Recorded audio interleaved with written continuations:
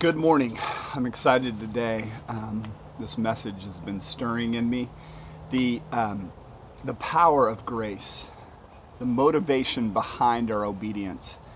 Is it fear or is it love?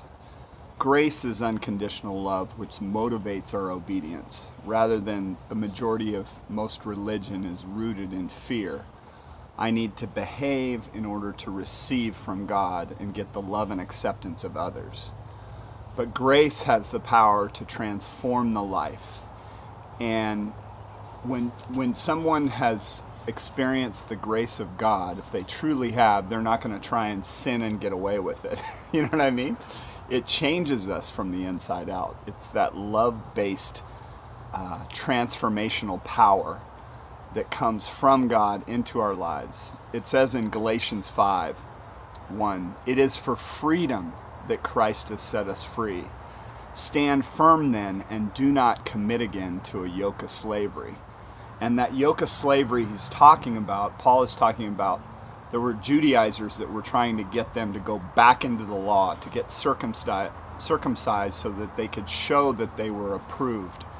And he's going against that. He says later in Galatians, it says, the only thing that counts is faith expressing itself through love. That is the fruit of someone that's been moved by the grace and mercy and love of God. Back then, they tried to get their identity through their moralistic behavior rather than Christ himself. And what he's saying is that I believe there's only two things. We make it about good behavior, bad behavior.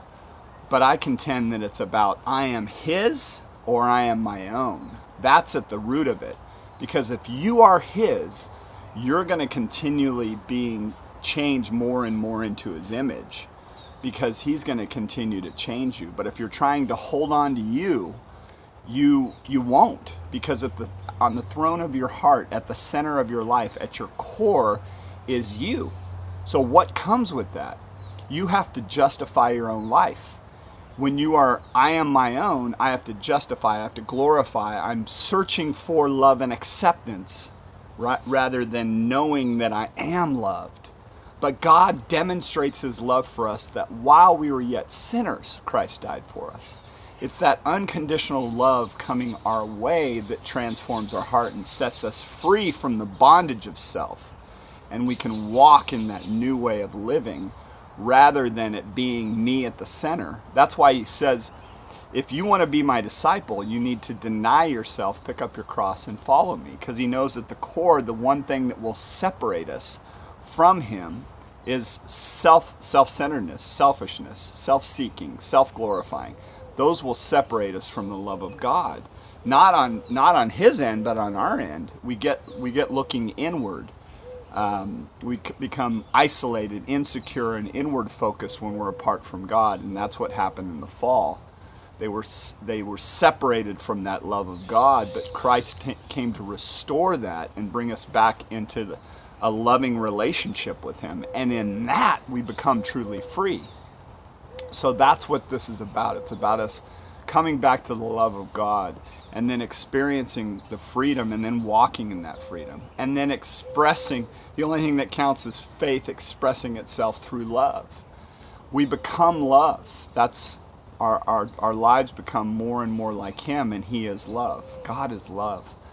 He desires us to walk in that freedom and not be so when we're self-focused, we're in bondage. But that self-seeking, all that stuff will slip away in our lives if we come back to him. Allow him to change you. It's not about us trying to pull ourselves up by our bootstraps and behave better in order to receive from God and get love and acceptance from others. It's about us laying down our self-life and then being filled with the Spirit and us becoming more and more like him. And then giving yourself grace in the process, because he is going to change you from that moment on. We need the gospel every single day. It's not just about us experiencing the gospel and becoming saved. It's about our lives being changed more and more into his image and us becoming more and more like him, us becoming love. That's what this is about. Gospel has the power to change and transform your life.